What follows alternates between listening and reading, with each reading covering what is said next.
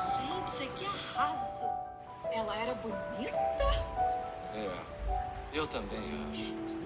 É por isso que fico irritado quando as pessoas a acusam de ser bruxa. E eu devo desculpas a vocês, garotas, por achar que vocês fossem... Bruxas. Oi, gente. Faz muito tempo que eu não venho aqui. Faz um tempo já que eu tô sem postar vídeo. Eu tava com um leve bloqueio criativo. Mas faz ainda mais tempo que eu não venho falar com vocês aqui na frente da câmera, porque vai fazer 2 anos que eu tenho esse canal e eu ainda me sinto muito tímida de falar na frente da câmera. Então às vezes eu acabo evitando, mas eu tava com saudades de conversar com vocês e tava me sentindo um pouco mal de nunca mais ter aparecido por aqui. Então eu decidi voltar com o meu assunto favorito, que são livros. Vou falar das minhas leituras desse mês de outubro. Vamos começar com O Conto de Notre Dame, do Victor Hugo. Eu tenho esse livro na minha estante desde 2020. E eu nunca tinha coragem de pegar pra ler, porque por mais que eu goste muito de clássicos, o tamanho me assustou um pouco e eu nunca tinha lido nada do Victor Hugo, então eu fiquei com medo, assim, de ser uma leitura muito cansativa, muito prolongada e tal. Então eu tive uma surpresa muito boa quando eu li, porque eu achei a escrita super leve, super fluida. Me lembrou até um pouco a escrita do Machado de Assis, porque ele vai conversando com o leitor diretamente, assim, ele vai introduzindo você ali no cenário. E eu pensei que a história, porque eu nunca tinha nem assistido o filme nem nada, então eu pensei que a história ela ia se decorrer toda ao redor do Quasimodo, né, que é o Por Conto de Notre Dame.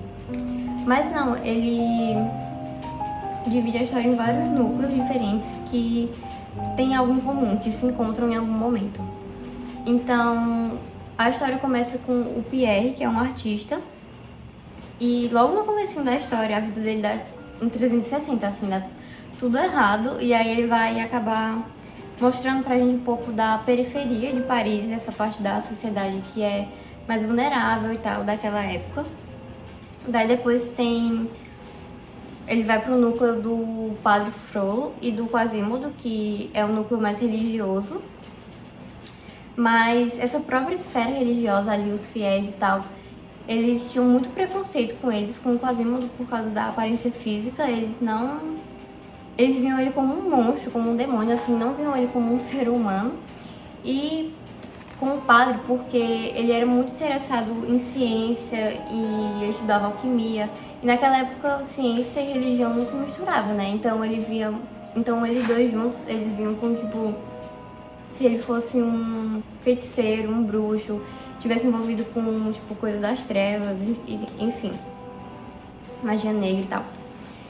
E aí eles acabavam sofrendo um grande preconceito, um grande ódio, assim, pela própria esfera que eles estavam inseridos.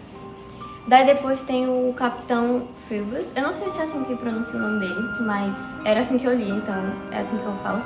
O Phoebus, que ele é capitão da guarda e tal, e ele é mais nessa parte da nobreza. E aí ele vai mostrar essa parte que ele estava inserido, da nobreza ali de Paris e tudo mais. E ele era o típico galã meio manipulador, sabe? Que manipula as meninas que são mais vulneráveis e tal. Ele era bem essa vibe. Aliás, ele me enganou por até um certo tempo assim da história. Eu gostava muito dele. Mas aí depois ele realmente é dessa vibe. Todos esses núcleos acabam por se encontrar na Esmeralda, que ela é uma cigana. E ela também vive nessa parte mais vulnerável, né? Nessa parte periférica de Paris. E ela vai andando toda a cidade, se apresentando com a cabritinha dela. E, tipo, muitas pessoas, muita gente fica encantado com ela, adora ela. Fica encantado com o jeito dela, com as danças dela e tal. E, por outro lado, também tem muitas pessoas que temem ela, que odeiam ela, porque, primeiro, pelo fato dela ser cigana. E segundo, pelo fato de que esse povo mais religioso, assim, fica com medo, né, dos truques de mágica que ela faz com a cabritinha dela. Então também acabam associando ela a, tipo, feitiçaria e tudo mais. E naquela época era o maior pavor da galera, né? Então, enfim, tem esses dois níveis, mas ela... Pra mim, ela é, tipo, a personagem principal da história, porque tudo meio que decorre ao redor dela.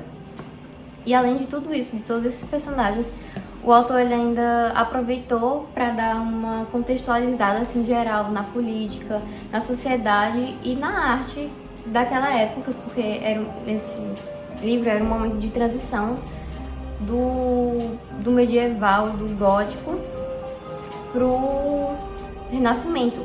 Então ele vai mostrando assim a mudança dessas formas de expressão da sociedade e na arte, na arquitetura e tudo mais. Então pra mim foi tipo, muito interessante. Eu até marquei aqui com um post-itzinho os capítulos que ele faz isso, porque eu gosto muito de história, gosto muito de arte. Então pra mim foi muito maravilhoso essa leitura, porque todos esses aspectos, todos esses temas diferentes tornaram a leitura muito enriquecedora pra mim. Então, tipo, algo que eu achei que ia ser cansativo, que ia ser muito longo, na verdade não. Durante toda a história acontece muita coisa, tem muito assunto, tem muitos altos e baixos, tem muitas surpresas. Então eu fiquei presa no livro, tipo, o tempo inteiro. O livro inteiro eu fiquei, tipo, muito vidrada, e quando eu acabei de ler eu fiquei muito triste. Então foi uma leitura muito boa, foi uma surpresa muito boa pra mim. E eu amei esse livro, eu acho que já, tipo, é um dos favoritos do ano, assim. Agora o próximo livro, e o último que esse mês só li dois, é A Livraria dos Livros Proibidos, do Marc Levy. Quando eu vi esse livro na livraria, foi tipo, eu escolhi ele assim logo de cara. Fiquei muito interessada. Mas eu acho que a minha experiência com esse livro foi totalmente o contrário da minha experiência com o Corcunda de Notre Dame. Porque eu criei muitas expectativas para esse livro, porque é um assunto que me interessa muito. Ele vai tratar, tipo, da censura dos livros.